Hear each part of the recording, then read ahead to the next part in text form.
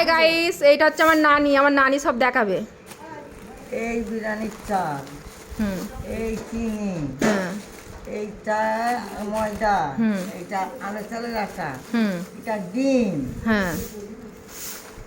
এটা তেজপাতা, এইটা সাদা তেল, সর্ষের তেল, ঘি, এটা লঙ্কা গুঁড়ো, এইটা ধনে গুঁড়ো, এইটা হলুদ গুঁড়ো,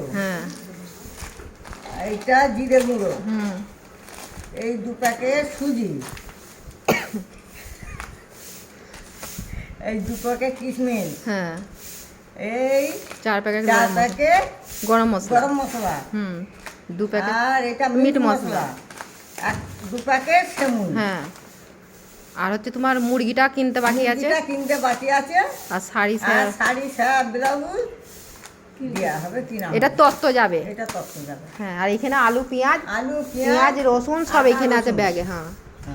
হয়ে গেল। Hi guys, tata bye bye. যদি ভালো লাগে শেয়ার কমেন্ট করে দিও।